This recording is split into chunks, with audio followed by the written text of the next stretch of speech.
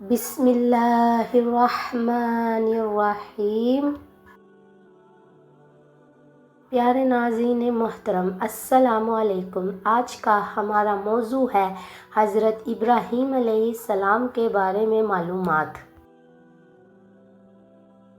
جس رات فرشتے حضرت ابراہیم علیہ السلام اور ان کی بیوی حضرت سارہ کے پاس آئے، اس رات سورہ ہود کے مطابق ابراہیم علیہ السلام نے ان کے سامنے بنا ہوا ایک بچڑا رکھا تھا۔ تفسیر لکھنے والوں نے بچڑے کے اس ذکر کو اپنے اپنے انداز میں بیان کیا۔ مثلاً کچھ لکھتے ہیں کہ یہ بچڑا ابراہیم علیہ السلام کی مہمان نوازی کی مثال تھی، اور کچھ نے اس سے بس اتنا سبق لیا کہ مہمان کے آگے جو کچھ موجود ہو رکھ دینا چاہیے۔ لیکن اگر آپ نے انجیل پڑھی ہو تو اس میں بھی ایک جگہ پر بالخصوص ابراہیم علیہ السلام کے اسی بچڑے کا ذکر ہے کہ انہوں نے اپنے ملازم کو ایک بچڑا دیا کہ وہ مہمانوں کے لیے تیار کرے۔ کیونکہ دو الہامی کتابوں میں اتنا مینشن کر کے بچڑے کا ذکر کیوں آیا؟ کیا آپ کو پتہ ہے کہ مستقبل کے واقعات میں یہ بچڑا کتنا اہم ہو گیا تھا؟ غور کریں کہ اس رات فرشتے حضرت ابراہیم علیہ السلام کے پاس ایک بہت خاص مقصد کے لیے آئے تھے، مستقبل کی ایک بشارت دینے کے لیے، یعنی ابراہیم علیہ السلام کے بیٹوں کی پیدائش کی بشارت دینے کے لیے۔ جبکہ دوسری طرف ابراہیم علیہ السلام کے زمانے میں ستاروں کا علم اپنے عروج پر تھا۔ یہ بات ہمیں کچھ آیات سے پتہ چل جاتی ہے، مثلاً الصافات 37:88 اور الانعام 6:76 وغیرہ۔ اب حضرت ابراہیم علیہ السلام کے بعد کئی صدیاں گزر گئیں۔ اس دوران موسیٰ علیہ السلام آئے، توریت نازل ہوئی، اور اصل توریت گم بھی ہو گئی، اور تب جب یہودیوں نے اپنی یادداشت سے توریت لکھی تو اس میں انہوں نے ابراہیم علیہ السلام کے اس بچڑے والا واقعہ بھی لکھا، اور تب وہ غلطی سے ان چیزوں کو ایک دوسرے کے ساتھ ضم کر لکھ گئے، یعنی کہ ستاروں کا علم، بچڑے کا گوشت اور مستقبل کی بشارتیں، اور یوں وجود میں آئی یہودی علم نجوم کی ایک بہت بڑی کتاب سفیر یا سیرہ، کہ جس سے یہودی خاص راتوں میں بچڑے کا گوشت کھا کر علم نجوم کا استعمال کر کے مستقبل میں پیدا ہونے والے لوگوں کی پیشن گوئی کیا کرتے تھے۔ اور یہاں سے شروع ہوتا ہے ہمارا آج رات کی محفل کا اسپیشل واقعہ۔ حسان ابن ثابت رضی اللہ تعالیٰ عنہ صحابہ رسول صلی اللہ علیہ وآلہ وسلم کہتے ہیں کہ اس وقت میں 7 یا 8 سال کا بچہ ہوں گا، لیکن باتوں کو سمجھ لیا کرتا تھا، انہیں یاد رکھتا تھا۔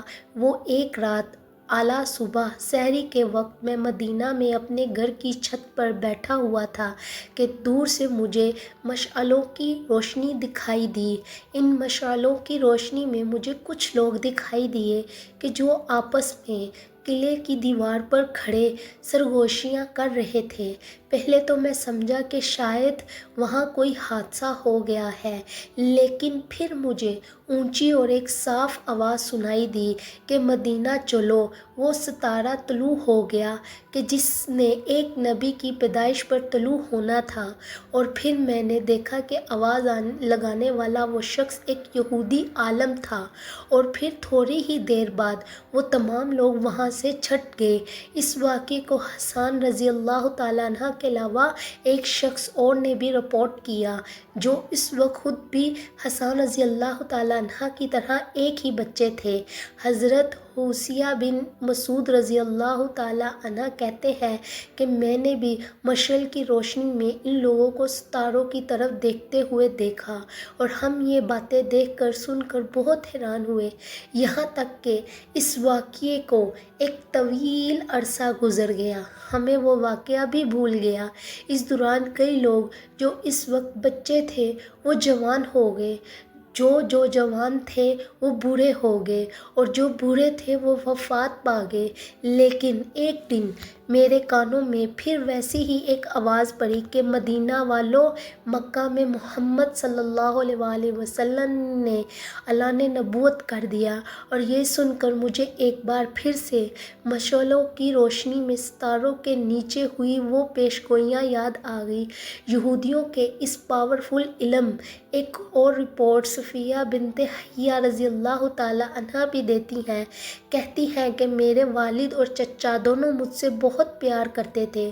جب وہ گھر آتے میں ان کے پاس جاتی تو وہ مجھے گود میں اٹھا لیتے، لیکن جس دن محمد صلی اللہ علیہ وآلہ وسلم مدینہ آئے تو میرے والد اور چچا صبح سویرے منہ نہا اندھیرے ان سے ملنے کے لیے گئے۔ دن گزرنے کے بعد جب وہ لوگ واپس آئے تو دیکھنے میں یوں لگ رہے تھے کہ جیسے شدید تھکے ہوئے ہوں۔ میں ہمیشہ کی طرح بھاگی بھاگی ان کے پاس گئی، لیکن دونوں اس طرح جیسے کہ کسی گہری سوچ میں گم ہو، اور دونوں میں سے کسی ایک نے بھی مجھے اپنے گود میں نہیں اٹھایا۔ یہاں تک کہ میں نے چچا کو کہتے سنا، کیا یہ وہی ہیں کہ جن کی ستاروں کے ذریعے پیشگوئی ہوئی تھی؟ میرے والد جو کہ ہارون کی نسل میں سے ایک بہت بڑے عالم تھے نے کہا کہ ہاں باخدا یہ وہی ہیں۔ چچا نے دوبارہ پوچھا، کیا آپ کو یقین ہے؟ والد نے کہا ہاں، بغیر کسی شک کے۔ تو چاچا نے پوچھا کہ کیا پھر ہمیں مان لینا چاہیے؟ تو والد نے کہا کہ نہیں، مرتے دم تک نہیں۔ اور پھر انہی جیسے لوگوں کے متعلق اللہ تعالیٰ نے فرمایا کہ ختم اللہ علی قلوبہم، یعنی اتنا علم ہونے کے باوجود اللہ نے ان کے دلوں پر مہر لگا دی ہے۔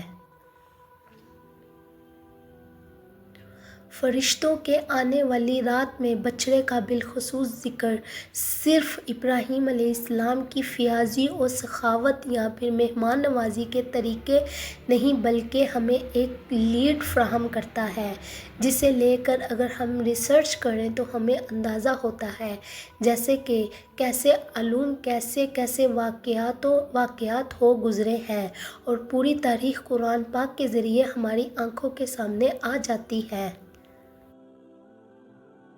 میرے ناظرین، یہ تھا ہمارا آج کا موضوع۔